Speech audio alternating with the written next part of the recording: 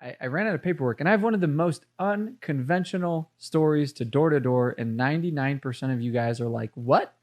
That's not even real. I can't relate to you. And I understand that. But what I want you to relate to in the story is I want you to relate to what is your own mental expectation that you're putting on yourself. And, I trained a funeral service company yesterday. So funny. Dude comes to door con, loved it. Shout out to Marvin. And they run funeral services door to door. And he asked me the question, he's like, what 2 advices would you give to a door knocker? And I was like, I'm going to give you the unconventional advice. And I'm going to give you the same advice listening to this podcast right now.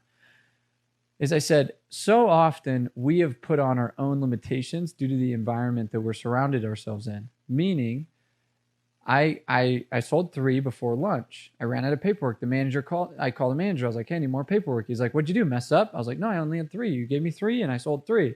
This is pre like freaking apps and shiz where you have unlimited paperwork. And he's like, what the freak? Let me come pick you up for lunch and I'll get you some more paperwork. Gave me some more paperwork. I ended up doing 2 more that day. And I finished the day with 5.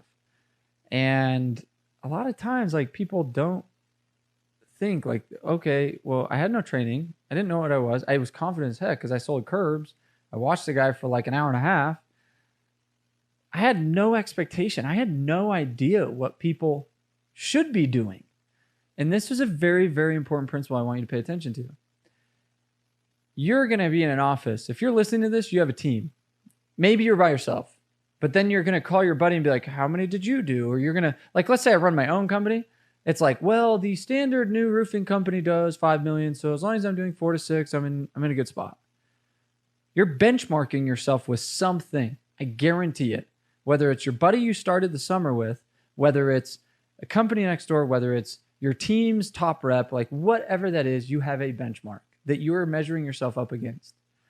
So I show up to the meeting on Monday and everybody's getting numbers and I say my number of 5 and everybody looks at me as the new 18-year-old punk. Now, shout out to the young hustlers out there. I had thought, well, selling something with a 5-year contract and thousands of dollars, like, if I was 30, I probably would sell better. Or if I had a beard and not a baby face, I'd probably sell more.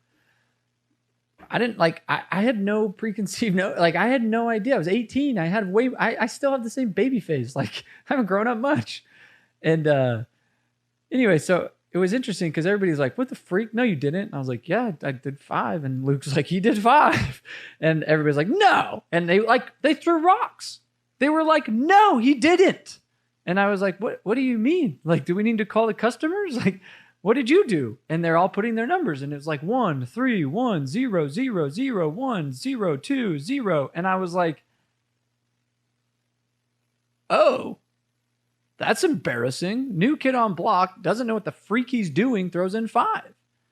And then the first thing they do is throw rocks instead of go, that's amazing. Maybe you should train us. Like, I would have had nothing to train him on. I would have been like, dude, I said free alarm, pay the monthly service. Like, I just said, get it. You know what I mean? But what I learned in this principle, which was so unbelievable, was when guys do crazy good things, the guys that are not doing crazy good things throw rocks to make themselves feel better.